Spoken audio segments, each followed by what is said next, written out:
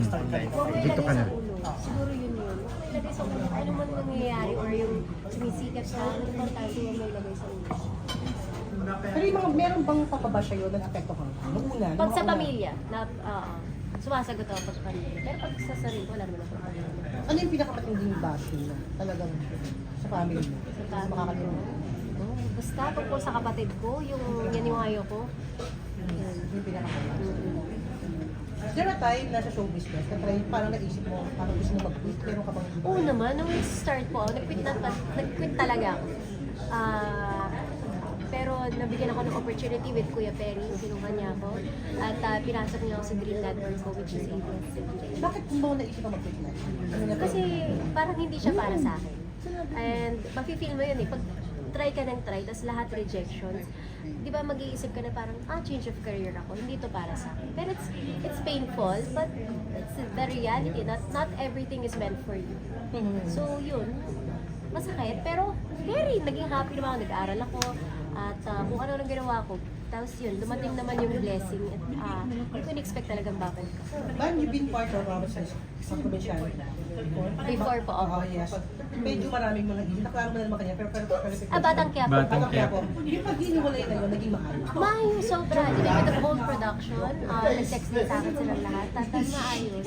Maayos kami lahat. Nagulat ka nung may mga nagbabasa. Oo, nagulat ako. At minensyon ko din sa production, sabi nila, hindi yan sa amin. Mga fake news yan. And sometimes that really happens. Especially when you're in showbiz. So, ako naman, siguro ang alam ko, yung mga nagmamahal sa akin, kilala. How does it feel working with Coco? How you will describe it? It's really different. Kasi syempre yung pag-acting, walang script and all, but it's something na dami ko natutunan. And I'll be always grateful for that and thankful. You mentioned kanina when you reach the age of 30, you want to get married. Right now, you're entertaining tutors. Oo naman. May mga showbiz. Non-showbiz, hindi talaga ako mahilig sa showbiz. Pag showbiz, hindi talaga ako nag-work. Ano ka ba? Ilang date na ako ng mga showbiz. Eh, ginagawa akong mama. Ano mama? Sugar mama. Ay! Marami pang itin. Guy? Oo, ako naman okay ako split the bill, pero kung naman todo-todo na lahat. Puro bata? Puro bata yung Eh, nandito nagre-request sa'yo? ng ano dahil. Puro bata may nandito Grabe sa naman iba, mga no? Ay, may actor mga... yun. Marami sa bata eh. Ayoko ng mga 20s, okay ako ng mga 30s.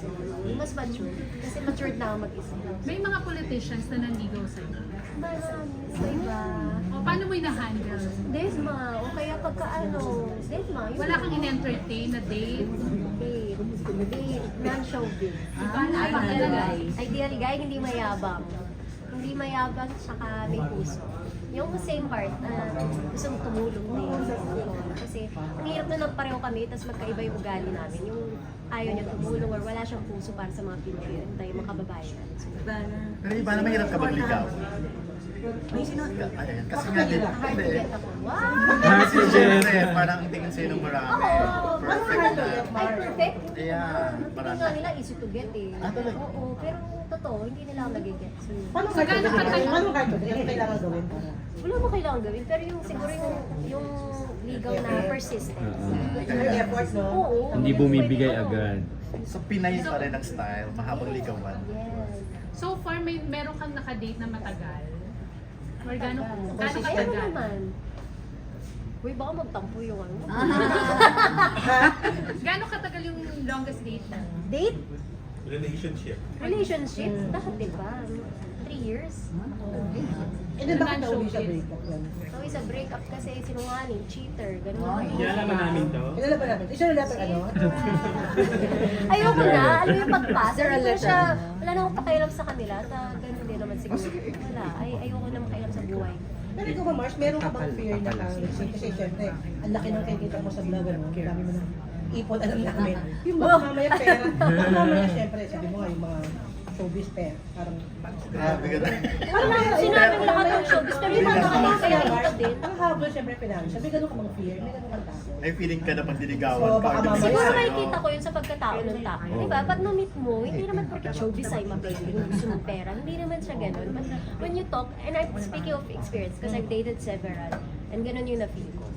And hindi ko sinasabi lahat. Alam ko marami mababait, pero hindi ko gusto talaga ng showbiz kasi nga nakipaglaplapan sa iba, hindi ko kaya. Actually, hindi ko sa ganun, Mars.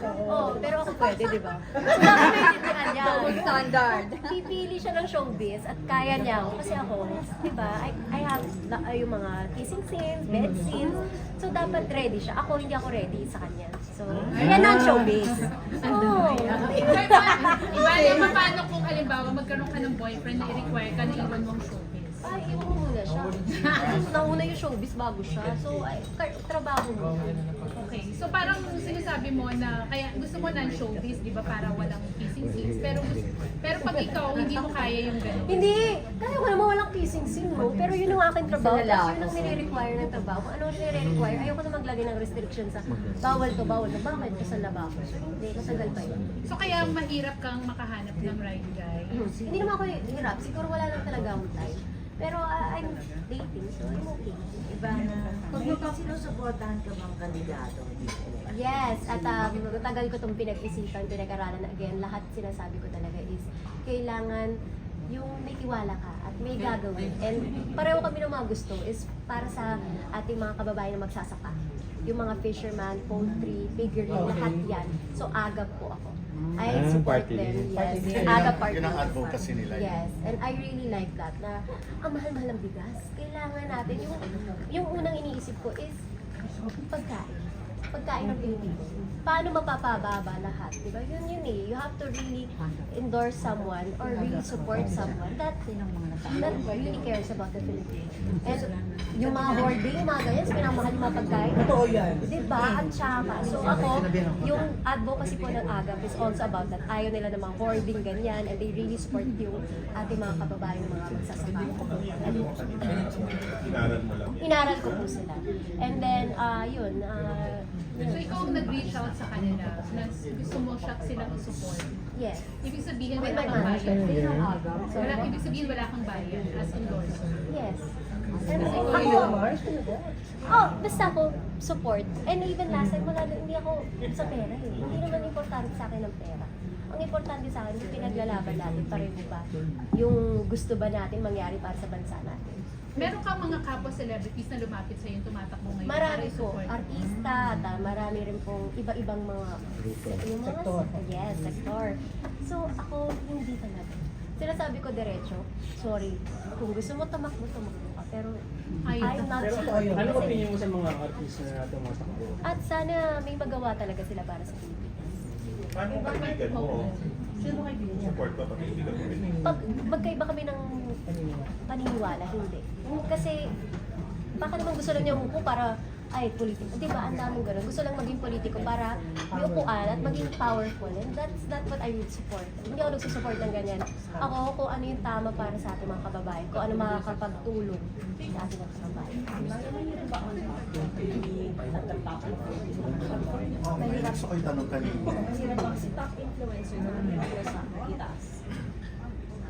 Is it low? Is it really low? Pressure? Oh, grabe yun, Lonnie.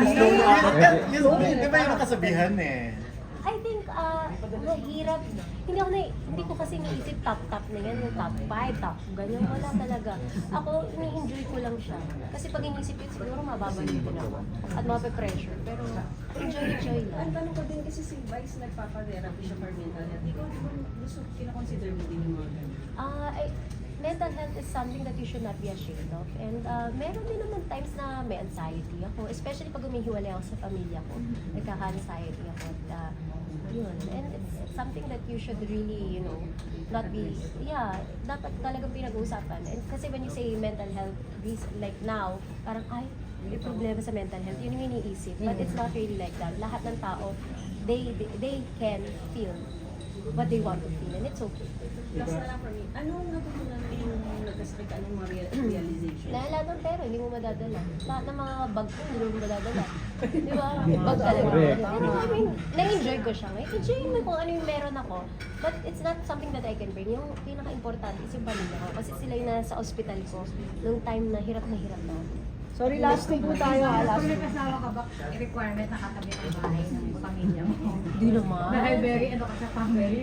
Siguro yung mahal lang ng pamilya ko kasi pag hindi sila magkasundo ng family ko, hindi din kami mag-work. Kasi importante sa akin ang suggestion ng kapatid ko. Ng mama ko yun. Last one, you're okay now. You're okay. Very, very, very okay. Iba ang reaction mo na lang nung maling ka sa isang may pamilyadong politika. Ha? Nung maling ka sa isang pamilyadong Wala politika. din, ma. Hindi ka Dami na namang hurt, issue. hindi ka na bothered. Paano mo hinandle yun mentally? And Walang mental kasi hindi naman ako na-hurt. So, wala. Wala akong sinirang pamilya. So, yan na. Ako kasi ako sa buhay ko, bala kayo. Thank you. Sabi mo kanina, yung content creation, you use content creation para mabuhay ng mga tao. Pero ikaw naman, besides sa yung sino ang nag-inspire sa'yo? Siguro yung mga Pilipino. When I go and drive and nakikita ko yung mga vendors, alam mo, doon ako nakakapag-isip, ay, delivery prank ako kasi gusto ko sila pasayahin. Yun eh, pag lumalabas ako nakikita ko yung mga tao, yung mga Pinoy. Thank you, guys! Thank you, Ivana. Oh, last na lang daw si Alan. Last na lang. Yes po! May time mo sa lalaki, di ba pag mahal mo, willing kang gastos? Oo, willing ako gastusan, pero wag mo naman hingian. Huwag siyang gawing sugar ma. Yes! Masyado akong bata dyan. Ipanganay mo na ako tsaka para ako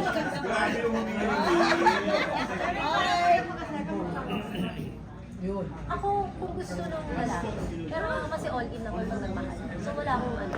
What's mine is yours. paano yung kay Direk Gina ba? Kasi parang hindi natapos ang kwento mo dun sa vlog niyo ni Barbie. Sabi mo hindi pa rin kayo okay ni Direk Gina. Ay, okay kami. Okay na kayo after nung... Ano, talagang mga bubuisip ka kasi sa anong bata ako. Tahimik ka, hindi nagsasalita, kahit dadaan, tahimik lang. Pero hindi siya pamabastos. It's more of sobrang introvert ko. At gusto ko talaga kahit mga event, hiyang-hiya talaga, mahihain talaga akong tao. At nahihiya talaga ako nun. Kaya nung minura niya ako, deserve ko talaga. Kaya wala talagang samaan ng loob. So after that, naging close na kayo? Hindi kami naging close, pero nagka-work po kami sa ibang ano, at nagtatawanan kami, napakabait. Thank you, guys! Salamat! Okay, last picture na lang po. Ako sa next.